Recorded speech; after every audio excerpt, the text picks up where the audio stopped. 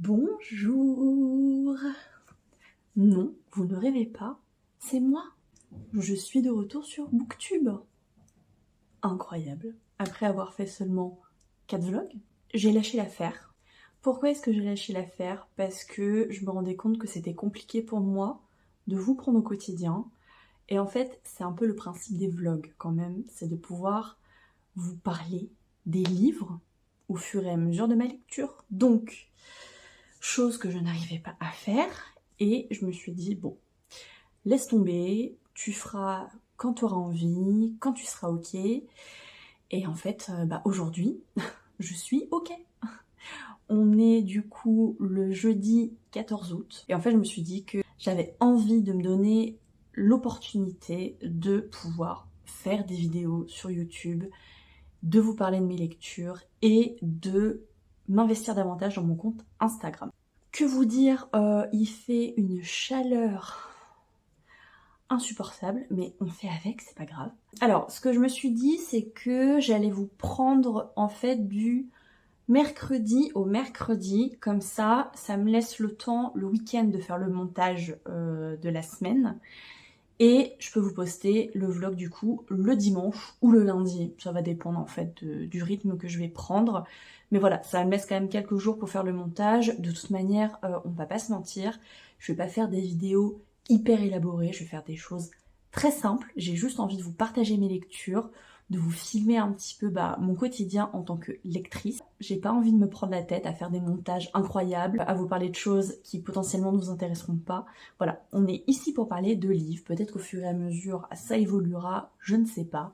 Mais en tout cas, on se retrouve aujourd'hui pour que je vous parle de ma lecture en cours. J'ai commencé hier On n'empêche pas une étoile de briller de Tony Béard. Voilà, je le lis en lecture commune avec les lectures de Claire. Vous pouvez retrouver son compte sur Instagram. C'est un livre que j'ai depuis un moment. Je sais plus exactement depuis combien de temps je l'ai dans ma pile à lire.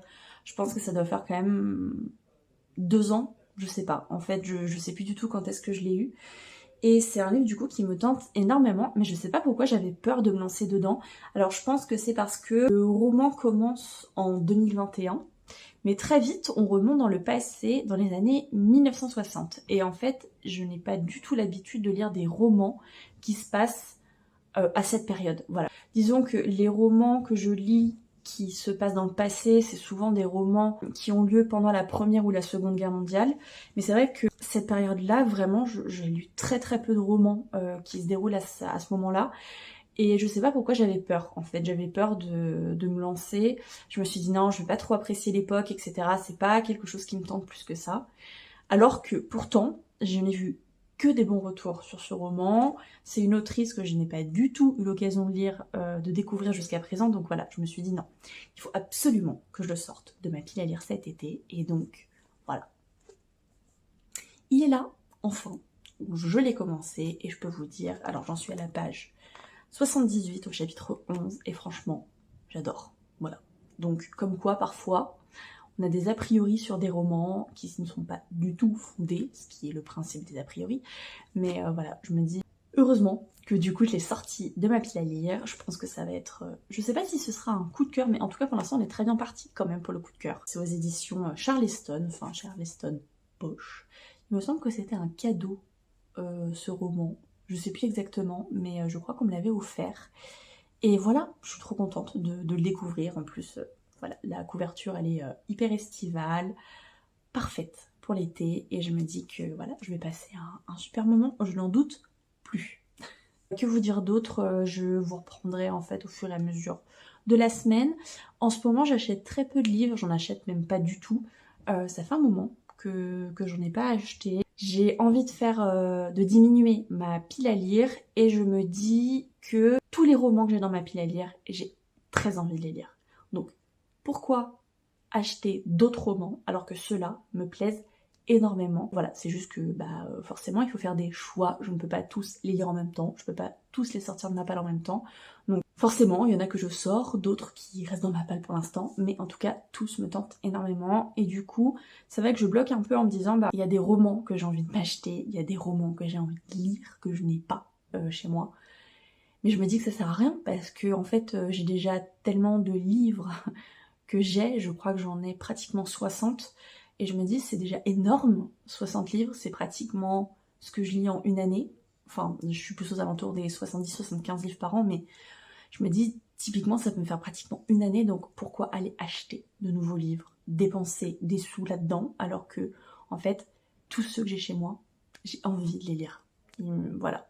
C'est juste que j'ai pas le temps de les lire. Enfin voilà, il faut que je fasse des choix. Mais là en ce moment j'ai quand même envie de craquer. C'est vrai que quand j'achète pas de livres pendant une grande période, en général j'ai tendance à craquer et à craquer beaucoup. Mais là je me dis bon, on va y aller tranquille, on va pas se mettre de la pression. S'il y a un livre qui me tente, je l'achète. Si je tombe pas sur un livre qui me tente, bah je n'achète pas. Et tant mieux pour ma pile à lire, mais voilà. J'essaie de pas trop me mettre la pression dessus, même si on sait pas ce qui peut arriver. Voilà. Et bah écoutez, du coup je vous reprends dans la semaine, peut-être en fin d'après-midi, à voir comment j'ai avancé dans ma lecture, mais en tout cas voilà, j'espère que vous allez bien, que vous êtes contents et contentes de me revoir ici, même si c'est une petite chaîne, et que voilà, j'espère que vous partagerez ces vidéos à votre entourage, à vos amis, pour leur faire découvrir de nouvelles lectures, et peut-être, pourquoi pas, échanger avec moi sur toutes ces jolies lectures. Voilà, c'est tout. Bon, bah du coup, je vous dis à plus tard.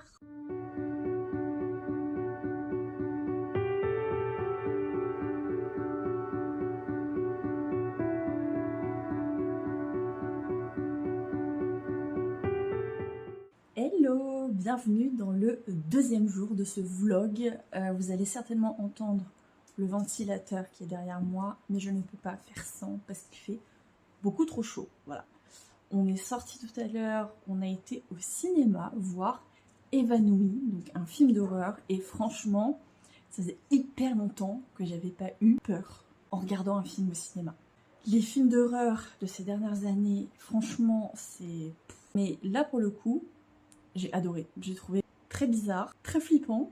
Et c'est un peu pour ça aussi que je vais voir un film d'horreur au cinéma. C'est trop bien. Mais je ne suis pas là pour vous parler de cinéma, je suis là pour vous parler de lecture. Et donc, qui dit lecture, dit que j'ai avancé dans ma lecture en cours, qui est toujours le roman de Tony Béard. J'en suis à la page 195 sur 460 à peu près. Donc j'arrive bientôt à la moitié et franchement, je pense très honnêtement que ça va être un coup de cœur parce que j'aime beaucoup l'histoire. Pourtant j'avais quand même de l'appréhension avant de le commencer. Je me suis dit non, l'époque, voilà, 1960, des années 60, etc. C'est pas trop mon truc. Et en fait, franchement j'adore. Que ce soit l'écriture de l'autrice, que ce soit l'histoire en elle-même. La relation entre les personnages principaux, Max et Sacha. On voit une relation qui se tisse, qui se détisse, qui se retisse. Voilà. Je trouve que la relation, elle est vraiment très jolie. Alors très jolie, mais pas du tout facile. Il y a quand même pas mal de rebondissements dans ce qui se passe dans cette histoire.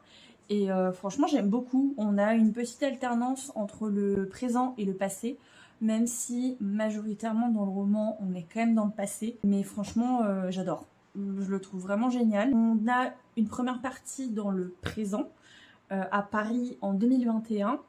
Et en fait, dans ce présent, on voit une jeune femme qui s'appelle Doria, qui habite dans le même immeuble que son père. Et là, en fait, elle voit qu'il y a une dame qui monte chez son père. Son père n'est pas là, donc elle va voir cette dame en lui disant bah, « Qu'est-ce que vous voulez ? Enfin, mon père n'est pas là. » Elle commence à discuter avec cette dame, et donc là, on bascule directement dans le passé. Très vite, on comprend que cette dame, c'est donc Sacha, l'un des personnages principaux de l'histoire du passé.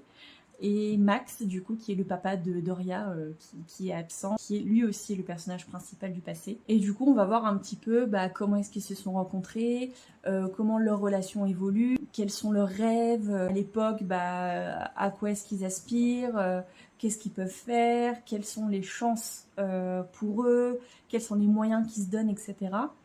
Et en fait, tout ça, ça rend l'histoire hyper constructive, je trouve. Et en fait, très vite, j'ai été plongée dans l'histoire. Je pense que dès les premiers chapitres, je me suis dit non mais ça, c'est vraiment un livre que je vais adorer. Donc je suis hyper frustrée de ne pas l'avoir lu avant, d'avoir attendu aussi longtemps. Et en même temps, je me dis mais c'est pas grave parce que là, au moment où je le lis, en fait, j'adore. J'adore et typiquement je trouve que c'est un super roman pour l'été, voilà, pour les vacances, pour la plage, peu importe, mais je trouve que c'est un super roman pour les vacances. Franchement, c'est un page turner de fou. Franchement, j'ai trop hâte. Je pense que je vais me remettre à lire ce soir. J'ai pas pu lire aujourd'hui, enfin ce matin et cet après-midi. Là, je vais aller faire un petit peu de construction de Booknode. Voilà, c'est pas la marque officielle Booknode. J'ai acheté un kit de construction chez Action il y a quelques mois et en fait, j'avais pas du tout le courage de le commencer. Et je me suis dit, ok, je vais le monter pendant mes vacances. J'aurai le temps, ça me prendra le temps que ça me prendra. Et là, du coup, je l'ai commencé cette semaine. J'ai pas beaucoup avancé, mais là, je me dis, bon, j'y consacre 1 heure aujourd'hui, 1 heure demain et 1 heure dimanche. Et je pense que déjà, j'aurais pas mal avancé. Et puis après, de temps en temps, dans la semaine, voilà, je continuerai. Le week-end aussi. Donc là, j'ai fait toute la partie peinture des petits éléments. Et franchement, c'est tellement mignon. C'est tout minutieux, c'est tout choubidou. Franchement, j'adore. Si ça vous intéresse, je sais pas si ce genre de contenu peut aussi vous intéresser. Mais en tout cas, voilà, c'est des choses que j'aime faire de temps en temps. Mon loisir principal, ma grosse passion, c'est la lecture. Mais de temps en temps, j'aime bien aussi faire des loisirs créatifs et je me dis que ça peut être sympa de vous montrer si ça vous intéresse. Voilà, je vous montrerai un petit peu l'avancée. Là pour l'instant, j'ai peint 2 chaises, une porte et je ne sais quoi. Donc voilà, pas grand intérêt à ce que je vous montre ça maintenant, mais je vous filmerai des plans de mon avancée et puis je les intégrerai du coup dans ce vlog. En allant faire les courses, j'ai regardé un petit peu le rayon livres de mon supermarché. J'ai failli craquer pour La Psy de Freda McFadden. J'ai très envie de le lire. Je sais que les avis sont assez mitigés sur ce roman comme sur les romans de Freda McFadden en général. J'avais hyper envie de le prendre. En même temps, je me suis dit bon, non, pour l'instant, je sais que je vais pas le lire maintenant, donc ça sert à rien que je l'achète. En tout cas, je continue de mettre des livres dans ma wishlist qui ne fait que grandir, mais ça c'est un peu le but aussi de la wishlist, hein, tant que c'est pas la pile à lire. Ça me permet moi de pas oublier les livres que j'ai envie de lire et de me dire ah peut-être que je craquerai prochainement pour l'un d'entre eux. C'est tout ce que j'ai à vous dire pour aujourd'hui. J'espère que vous appréciez toujours ce vlog et que vous passez un bon moment. Quoi qu'il arrive, je vous reprends demain et dimanche. Et du coup, ce vlog continuera jusqu'à mercredi prochain. Et puis voilà, mercredi, j'en atteindrai un nouveau, ce qui me permettra de faire le montage de ce vlog-là vendredi, samedi, dimanche. Et comme ça, je pourrai vous le poster à la fin du week-end. Voilà, j'espère en tout cas que ce rythme vous plaira. N'hésitez pas à me dire, vous, si vous êtes en vacances, ce que vous faites, quelles sont vos lectures, est-ce que vous aussi vous faites des loisirs créatifs. Voilà, ça m'intéresse, donc n'hésitez pas à me partager tout ça en commentaire. Et du coup, je vous dis à demain. Hello! On est dimanche 17 août et j'ai terminé ma lecture en cours. Il faut absolument que je vous en parle. Alors déjà, ce n'est pas ma lecture en cours, c'était la lecture que je vous ai présentée dans les précédents rushs. J'ai tellement de choses à vous dire dessus, c'est un truc de fou. Première chose, j'ai du mal à me détacher de cette histoire, dans le sens où je l'ai terminée hier, enfin du coup, ce matin à 1h30, j'arrivais pas à lâcher le bouquin. En gros, il me restait la moitié à lire hier, et je me suis dit, ok Ambre, t'es à fond dedans, tu adores l'histoire, tu as envie de finir ce roman avant de reprendre le travail, avant la fin des vacances, donc tu fonces et tu ne fais que ça de la journée. C'était pas le cas. En fait, moi j'ai beaucoup de mal à lire sur une grosse période. C'est-à-dire que j'ai souvent besoin de faire des pauses, même si je suis à fond dans ma lecture, même si j'adore ce que je lis.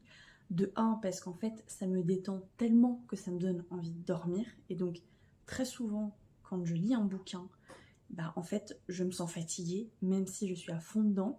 C'est juste que, vu que c'est une sensation qui m'apaise énormément, en fait, j'ai envie de dormir. Peu importe le moment où je lis, en fait, j'ai très souvent un coup de barre et envie de dormir. Donc hier, j'ai anticipé, je me suis dit, ok, après le déjeuner, tu fais ta petite sieste, comme ça, tu es reboosté et ensuite, tu peux finir ton roman. Alors, je l'ai absolument pas lu d'une traite parce que, comme je viens de vous dire, j'ai du mal à lire, voilà.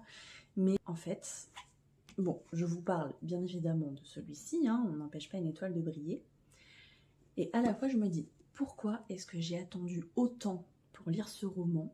Et en même temps, je me dis, mais non, parce qu'en fait, je l'ai tellement apprécié là, en le lisant, c'est tellement un coup de cœur et je l'ai tellement aimé que peut-être si je l'avais lu à un autre moment, j'aurais pas ressenti ça. Donc non, en fait, pas forcément pourquoi est-ce que je l'ai pas lu avant, c'est juste que je suis hyper contente de l'avoir sorti maintenant. En plus, je l'ai lu pendant mes vacances, j'avais pas de stress, j'étais détendue, j'avais juste envie de, voilà, de me plonger dedans. Et en fait, hier, quand je l'ai terminé, je me suis dit, mais Ambre, je crois que c'est ta plus belle lecture de 2025 pour le moment. Je sais pas trop comment vous expliquer, mais en fait, ce roman m'a beaucoup fait penser aux Sept maris d'Evelyn Hugo. Je sais pas si vous l'avez déjà lu ou pas.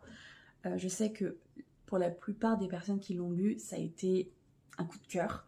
Il y a des personnes qui n'ont pas du tout aimé, et ça, je le comprends totalement. Moi, pour le coup, c'était un énorme coup de cœur aussi. Je pense que c'est l'un des plus beaux romans que j'ai pu lire. Alors, j'aime pas forcément comparer les romans et les auteurs, les autrices entre eux, entre elles. Mais là, je sais pas pourquoi j'ai ressenti un peu ce même sentiment, ce même plaisir. Et en fait, dans les deux romans, il est question de célébrité, d'amour inconditionnel entre deux personnes, d'amour impossible. Voilà, il y a quand même des points communs. L'histoire est différente, hein, l'écriture est différente. On sent que c'est vraiment deux personnes différentes qui ont écrit ces deux romans. Mais il y a quand même un fil conducteur qui fait que très vite, je me suis dit, waouh, j'ai l'impression de retourner un peu dans cet univers que j'ai connu en lisant Les Sept Marines d'Evelyn Hugo. Et en fait, j'ai adoré. Forcément, vu que j'ai adoré Les Sept Marines d'Evelyn Hugo, celui-ci, on n'empêche pas une étoile de briller. Bah franchement, je l'ai adoré aussi. Je l'ai trouvé mais incroyable. Il y a des passages qui sont hyper beaux, hyper poétiques, très tendres, voilà, qui nous retournent les tripes. Et il y en a d'autres où on se dit, mais en fait, c'est pas possible. Pourquoi? Enfin, vous n'avez pas le droit de faire ces choix-là, vous n'avez pas le droit de vous tirailler. En fait, c'est vraiment un amour inconditionnel entre deux personnes, mais la vie fait que cet amour n'est pas toujours possible. Enfin, il va se passer plein de choses dans ce roman, et franchement, j'ai trouvé que c'était tellement bien écrit.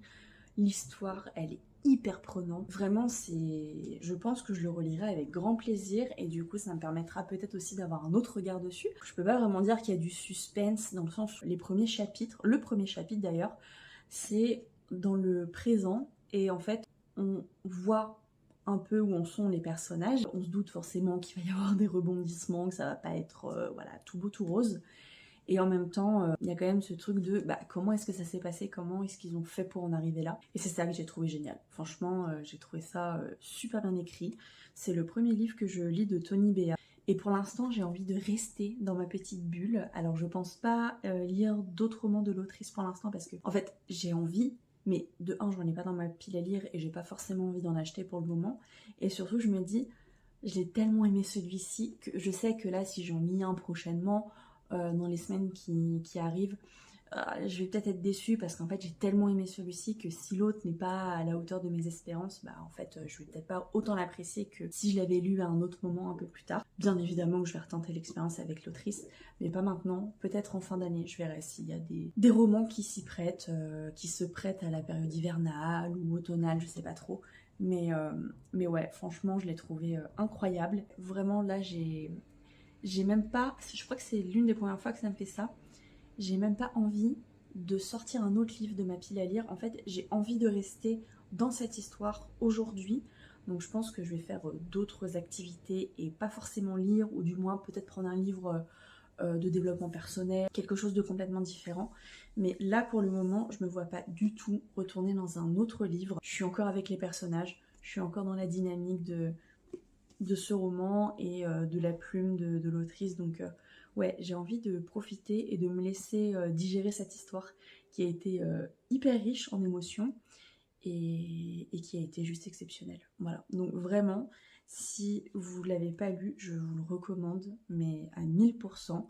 J'ai eu que des beaux retours dessus. Quand j'ai posté les stories sur Instagram en disant que c'était ma lecture en cours, j'ai eu plein de retours en me disant que les personnes l'avaient adoré, que ça a été un gros coup de cœur, une très très belle lecture, et franchement, je le comprends à 1000%, et je rejoins cette team de...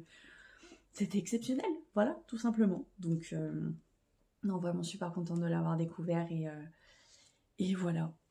Et donc, j'ai quand même fait un sondage en story Insta, du coup, pour que vous m'aidiez à choisir ma prochaine lecture, parce que je n'arriverai pas à le faire toute seule après cette magnifique pépite. Donc, j'anticipe un peu dans le sens où comme ça laisse le temps aux personnes de répondre au sondage et du coup de voir quel livre arrive en tête du classement. Et moi, ça me permet de digérer, tout simplement, de digérer l'histoire. J'ai pas du tout envie d'aller dans le même style de livre parce que, comme je vous dis, en fait, j'ai pas forcément envie de passer à autre chose pour le moment. Et au contraire, quand je vais entamer un nouveau roman, j'ai besoin d'une rupture nette entre ce que j'ai lu et ce que je vais lire. Donc, c'est pour ça que j'ai sélectionné 3 thrillers que j'ai dans ma pile à lire, qui me font très envie, voilà, que j'ai pas envie de commencer là tout de suite, mais je me dis probablement en fin d'après-midi ou ce soir, si l'envie est là, parce que si l'envie n'est pas là, et bah c'est pas grave, je ne lirai pas et je le commencerai demain ou après-demain, enfin voilà. Je mets pas trop la pression, sachant que demain c'est la reprise du travail et que en général en semaine, j'ai du mal à lire en semaine en ce moment, enfin là pendant les vacances non, mais quand je travaille, j'ai plus tendance à mettre des vidéos sur YouTube, des trucs un peu cosy, etc. Mais j'arrive pas trop à avancer dans mes lectures, où je vais peut-être lire une petite heure avant de me coucher, mais c'est tout. En fait, j'arrive pas à garder ma soirée pour la lecture, j'en ai pas forcément l'envie, donc je lis beaucoup plus le week-end, mais voilà. Donc, bref, petit aparté pour dire que j'ai sélectionné 3 livres que je vous ai présentés du coup en story Instagram. J'attends vos retours pour voir lequel je vais sortir de ma pile à lire et lequel je vais lire. Je vous montre ça tout de suite. Le premier livre, c'est un livre dont j'ai beaucoup entendu parler, beaucoup de coups de cœur, que du positif, et j'avoue que ça me fait un peu peur parce que j'ai commencé un roman de cette autrice, un roman qui était super bien noté, qui avait de super avis, et en fait, j'ai pas du tout accroché, je l'ai abandonné. Voilà. Je pense que j'ai dû lire peut-être 70 pages. Alors en plus, c'était un sacré pavé, comme tous les romans de l'Autriche, j'ai l'impression, mais c'était un sacré pavé. Et en fait, j'ai pas du tout accroché. J'arrivais pas à mettre dedans, j'arrivais pas à accrocher à la plume de l'autrice, j'arrivais pas du tout à me mettre dedans, donc j'ai laissé tomber. Et là, du coup, c'est un livre que l'on m'a offert, que j'avais très envie de découvrir et du coup de retenter ma chance avec l'autrice. Le livre, c'est Glen Afrique de Karine Gibel. Je sais pas quoi vous dire d'autre à part que c'est pas que j'appréhende du coup de retenter, mais je me dis si ça le fait pas avec celui-là, en fait je pense que tout simplement il y a des auteurs ou des autrices comme ça où ça ne matche pas. Tu peux avoir une histoire formidable, tu peux avoir un talent d'écriture exceptionnel, si ça ne matche pas, ça ne matche pas. J'avais commencé Meurtre pour rédemption, vraiment un livre qui est super apprécié par les lecteurs et lectrices, mais je sais pas pourquoi, en fait j'ai pas du tout accroché au style d'écriture de l'autrice, je le trouvais assez lourd en fait. Je trouvais qu'il n'y avait pas trop de fluidité entre les phrases, c'était très... je sais pas, je trouvais que l'autrice elle partait vraiment dans des formulations, des phrases et des phrases, enfin je sais pas, j'ai pas du tout accroché. L'histoire en elle-même, en même temps j'ai pas lu beaucoup, mais il s'est pas passé grand chose, donc bon, après celui-là, il fait quand même 740 pages, il est énorme, enfin c'est vraiment une brique, mais bon, je me dis, je retente l'expérience, si ça ne fonctionne pas, ça ne fonctionne pas, et si ça fonctionne, tant mieux, ça me permettra du coup de me relancer un peu dans la découverte de l'autrice et pourquoi pas découvrir d'autres romans. Deuxième proposition de thriller, c'est Le jeu de l'âme de Xavier Castillo. J'ai lu le premier tome, je crois que c'était l'année dernière, La petite fille sous la neige, et franchement j'avais adoré La petite fille sous la neige, j'avais trouvé ça, franchement, je sais plus si c'était un petit coup de cœur ou vraiment une excellente lecture et je me disais non mais j'ai adoré, enfin j'étais prise dans l'histoire, je trouve que l'écriture de l'auteur elle est hyper addictive et l'histoire de voilà la disparition d'enfants, moi c'est une thématique que j'aime beaucoup retrouver dans les thrillers, les romans policiers, les romans noirs, etc. Et en fait du coup c'était un peu la thématique du premier tome et franchement je l'avais adoré. Mais j'avais vu quelques retours sur celui-là en disant que l'intrigue et le développement c'était un peu similaire au tome 1, donc vu que moi j'ai une très mauvaise mémoire en livres, et pour tout d'ailleurs, pour les films, les séries, tout, j'ai une mémoire mais catastrophique. Donc je me suis dit, je vais attendre un peu pour lire ce deuxième tome, comme ça j'aurai peut-être des surprises, je me souviendrai pas du tome 1 à 100%, donc voilà, je vais pas non plus être là en me disant ah ouais en fait c'est exactement la même chose que le tome 1 parce que je ne m'en souviendrai pas à 100%. Donc c'est pour ça que j'ai laissé un petit peu l'eau couler sous les ponts. Et je me suis dit, bon, là c'est peut-être le moment de le sortir parce que je me souviens dans les grandes lignes de La petite fille sous la neige, mais voilà, de l'intrigue en détail, etc. Donc j'ai très peu de souvenirs. Donc je me dis que c'est peut-être le moment de sortir celui-ci. Et puis voilà, j'avais tellement adoré le tome 1 que je me dis, bah forcément, il n'y a pas de raison que j'aime pas celui-ci. Donc ça du coup, c'est ma deuxième proposition dans le sondage pour ma nouvelle lecture. Et le troisième roman que j'ai sélectionné, c'est La femme la plus dangereuse du monde de Philippe Leroy aux éditions du 123. Alors ça du coup, c'est un service presse qui m'a été envoyé gentiment par les éditions du 123. C'est une maison d'édition avec qui je collabore depuis quelques années déjà et franchement j'aime beaucoup ce qu'ils font. De plus en plus en fait ils développent leur catalogue et je trouve que ce qu'ils proposent en fait il y a vraiment des belles pépites dedans. Et donc celui-là me tente énormément. J'avoue que ne serait-ce que la première phrase du résumé, une psychopathe peut-elle accomplir de bonnes actions? Tu me parles de psychopathe, je fonce, voilà. Ça peut paraître un peu bizarre, mais j'adore le côté psychopathe dans les romans. Dans les romans, hein, pas dans la vraie vie, bien évidemment. Mais voilà, là je me dis, celui-là, je sais pas s'il est sorti. J'ai un doute. Je sais pas s'il est sorti, mais en tout cas, voilà, la maison d'édition me l'a gentiment envoyé. De toute façon, ce sera une de mes prochaines lectures, c'est certain, parce que c'est un service presse et j'ai pas envie de le faire traîner dans ma palle. Voilà, j'ai envie d'honorer les romans que je reçois. Je trouve ça normal de pas trop les faire traîner dans ma pile à lire. Chose que j'ai pu faire par le passé et que je déconseille fortement, parce qu'après, tu te dis, mais quel est l'intérêt de recevoir des romans en avant-première si tu ne les lis pas? C'est un peu dommage. Donc voilà, en tout cas, il me tente vraiment énormément. Et en plus, bon voilà, il y a marqué pour un public averti, donc je vous passe l'information. Faites attention à vous quand vous allez lire ce roman. Du coup, c'est mon troisième choix dans la proposition. De toute manière, je vous reprendrai pour vous dire quel roman est arrivé en tête du classement et du coup, quelle sera ma prochaine lecture. En attendant, aujourd'hui, j'ai prévu quand même de passer une journée assez chill parce que voilà, c'est mon dernier jour de vacances et que j'ai envie d'en profiter au maximum. Je sais pas trop ce que je vais faire en détail, mais voilà, je sais que je vais prendre du temps pour moi, je vais en profiter pour me reposer, être en forme pour demain pour la reprise. Et voilà, là je vais aller faire un petit banana bread aux myrtilles. Voilà, c'est une banana bread, j'ai l'habitude d'en faire, mais avec des myrtilles, je n'ai jamais testé, donc j'avais envie d'un peu de nouveauté. Je me suis dit, allez, pourquoi pas, vu que j'ai du temps et que je n'ai pas de lecture en ce moment, autant que j'en profite pour faire autre chose. Donc voilà, c'est ce que je vais faire. Je vous mettrai des petits plans de mon banana bread aux myrtilles et je vous dirai s'il est bon ou pas, mais je n'en doute pas trop parce qu'il n'y a pas de raison qu'il ne soit pas bon. Bon, bah du coup, je vous laisse pour cette séquence. J'espère que je vous ai donné envie de lire ce roman si jamais vous ne l'avez pas lu, mais vraiment, si vous ne l'avez pas lu, allez-y. En plus, en été, là, c'est parfait. C'est vraiment la lecture parfaite pour cet été. Donc, foncez!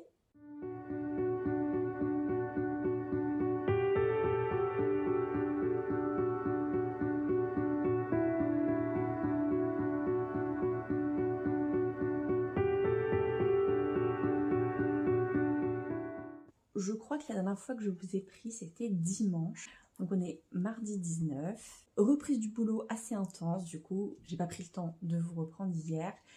Et les vlogs, du coup, je vais les faire du mercredi au mardi. Comme ça, le mercredi, je réenchaîne sur une nouvelle semaine de vlog. Donc il fallait que je conclue pour cette semaine aujourd'hui. J'ai, du coup, commencé et plutôt bien avancé dans Glen Afrique de Karen Gibel. Qu'est-ce que je peux vous dire de ce roman? Alors, je sais pas si je vous l'ai dit dans les rushs précédents, mais j'avais commencé Meurtre pour rédemption de cette autrice et en fait, j'avais pas du tout accroché. Mais quand je vous dis pas du tout accroché, ça veut dire que l'histoire, j'arrivais pas à entrer dedans, l'écriture de l'autrice, je la trouvais hyper complexe, pas du tout fluide, enfin, vraiment, ça a été une expérience où je me suis dit, bah, c'est quand même bizarre parce que tout le monde aime Karen Gibel, enfin, vraiment, j'en entends que des bons retours. Alors, effectivement, il y a certains de ses romans qui sont plus appréciés que d'autres, mais j'ai envie de dire comme tous les auteurs. Et c'était assez frustrant pour moi, du coup, de me dire que j'allais rester sur une mauvaise expérience. Donc, je me suis dit, ok, bon, si j'ai l'occasion de découvrir un autre, je le ferai. J'ai reçu celui-ci pour mon anniversaire et je me suis dit, ok, même si c'est une brique énorme, il fait plus de 700 pages. Ouais, il fait 730 pages. Je me suis dit, bon, si vous n'allez pas trop entendre ma machine à laver derrière. Je me suis dit, bon, en fait, il faut que je tente. Et c'est quand même assez étrange parce que dès les premières pages, je me suis dit, ok, ça n'a rien à voir avec ce que j'ai lu la dernière fois. Et j'ai pas du tout eu le même sentiment. Là, je veux dire, dès les premières pages, j'étais directement dedans. C'est quand même incroyable de se dire que un même auteur, il y a des romans où tu accroches, des romans où tu n'accroches pas. Mais je veux dire, là, pour le coup, c'est diamétralement opposé. C'est pas bon, bof, non, non, non. Meurtre pour rédemption, j'ai vraiment détesté. Celui-ci, j'adore. C'est toujours un peu compliqué pour moi de dire que j'adore des livres qui ont des thématiques hyper difficiles, qui sont des romans noirs, sombres, ce qui est vraiment le cas de celui-ci. Pour le coup, il est il est très poignant, il est très dur. Et en fait, vraiment, dès les premières pages, j'ai su que j'allais aimer ce livre. Et du coup, dimanche, alors, comme je vous l'ai dit, j'ai terminé On n'empêchera pas une étoile de Berryer de Tony Béard. J'ai terminé samedi soir, je crois. Samedi soir. Et en fait, j'avais pas envie de retourner dans un roman parce que j'ai tellement aimé cette lecture, ça a tellement été un coup de cœur que j'avais juste envie de prolonger cette sensation d'être encore un peu dans le roman, de penser aux personnages, de penser aux différentes situations, etc. Et en fait, j'ai commencé du coup Glen Afrique. Je l'ai commencé dimanche en fin d'après-midi.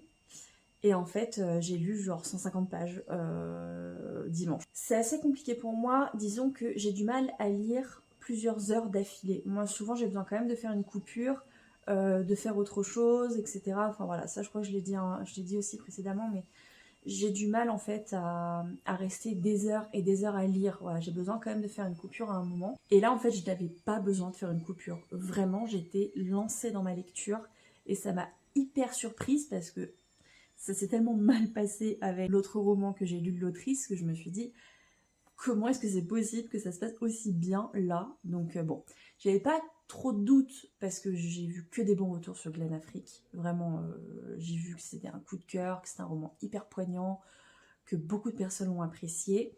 Donc j'avais pas trop de crainte là-dessus sur l'histoire, mais je me suis dit bon, peut-être que la plume de l'autrice, ça va vraiment pas matcher. Et en fait, si c'est aussi complexe que Meurtre pour rédemption, que j'arrive pas du tout à entrer dedans, ça va juste être impossible. Bon, hier j'ai lu une vingtaine de pages parce que j'étais assez fatiguée, j'avais pas forcément envie de lire. Enfin, j'ai envie de retourner à ma lecture, mais j'avais pas la force de lire. Donc j'ai dû lire une vingtaine de pages.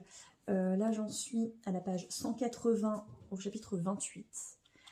Et en fait, je sais pas du tout où est-ce qu'on va arriver avec cette histoire parce que là il se passe quand même déjà pas mal de choses. Et je me dis, ok, on est à la page 150. Il y a 700 pages, qu'est-ce qui va se passer? Enfin, ça me paraît presque surréaliste de me dire, attends, il reste encore tout ça. Voilà, donc j'ai bon espoir que émotionnellement ça s'allège un petit peu dans la suite du roman, parce que là c'est vrai que c'est super compliqué. En fait, très rapidement, on suit Léonard, donc, qui est un jeune homme de 16 ans, qui a, je crois qu'il a un retard mental, si je dis pas de bêtises. Il a un retard mental et en fait, il se fait harceler à l'école. Il y a des camarades de classe en fait qui lui font la misère tout simplement, qui sont exécrables avec lui, qui le traitent vraiment qui l'insultent de tous les noms, qui le traitent de plein de choses que je dirais pas ici parce que voilà, c'est quand même très fort. Et en fait, on voit la détresse de Léonard et en même temps, il sait pas comment faire. Il veut pas en parler à sa maman pour pas l'inquiéter. Il garde tout pour lui. Et en fait, c'est hyper compliqué parce que ces jeunes garçons qui le harcèlent, ils lui demandent de l'argent, ils lui demandent des grosses sommes d'argent, ils lui font du chantage. Enfin, vraiment, c'est très pesant. L'histoire est vraiment très très pesante. Mais en fait, la détresse de Léonard, c'est... On a envie d'aller dans le roman et de le prendre par la main et de lui dire mais attends, viens, je suis là pour toi et en fait je vais t'aider à surmonter ça. La détresse en fait de ce jeune homme qui n'a rien demandé et en fait qui se prend tout ça dans la tête. Émotionnellement c'est quand même très dur, c'est un livre qui est très très dur. Il va se passer quelque chose, du coup Léo va se retrouver dans un endroit en fait où il ne devrait pas être. On est dans l'attente en fait de savoir comment ça va se passer pour lui. On le voit du coup évoluer dans cet environnement qu'il connaît pas du tout, qui est totalement inconnu pour lui. on voit que c'est extrêmement difficile pour lui, pour ses proches, pour sa maman. Voilà, donc je vous laisserai découvrir de quoi il s'agit parce que là on n'en parle pas, l'autrice n'en parle pas dans la 4e de couverture, donc ça arrive quand même assez vite, hein. Je suis à la page 150, voilà, il est déjà dans cet endroit assez particulier. Et voilà, c'est vraiment le fil conducteur, en fait, c'est Léonard. Disons qu'il y a on suit plusieurs personnes en fait dans ce roman, donc majoritairement Léonard. On suit un jeune homme, je crois, qui s'appelle Mathieu, enfin un jeune homme qui n'est plus un jeune homme, mais voilà, qui a été en prison. Est-ce qu'il s'appelle Mathieu? Je sais plus. Bon, on suit un homme en fait qui est en prison. Oui, c'est ça, Mathieu. Un homme qui est en prison, on comprend que ça fait des années et des années qu'il est en prison. Voilà, il est avec son co-détenu. On voit un peu pour lui comment c'est, mais pas plus que ça. Et puis, on suit aussi une jeune fille, une adolescente qui a une vie de misère. Quand je dis une vie de misère, c'est qu'en fait, elle est complètement maltraitée par son oncle, physiquement, mentalement. Voilà, c'est que en fait, on suit trois personnages principaux, majoritairement Léonard, mais en fait, c'est un désespoir total. Pour les personnages, vraiment, c'est le néant. En fait, on se dit, mais waouh, est-ce qu'il va y avoir un petit peu de lumière dans ce livre ou pas? Un peu de lumière, parce que là, pour le coup, c'est extrêmement sombre. Il y a très peu de lumière pour eux, sauf pour un des 3 personnages qui arrive au bout d'un moment, mais on se doute probablement que ça va pas durer. Et voilà, donc vraiment c'est un roman qui, je pense, va être très compliqué de poursuivre. Mais c'est ça aussi qui est bien avec la lecture, c'est que moi je sais que c'est un truc que j'aime beaucoup, c'est que même si c'est des émotions, la tristesse, la colère, voilà, des choses qui peuvent être assez lourdes à porter et qu'on n'a pas forcément envie de ressentir tout le temps, voilà, toute la journée.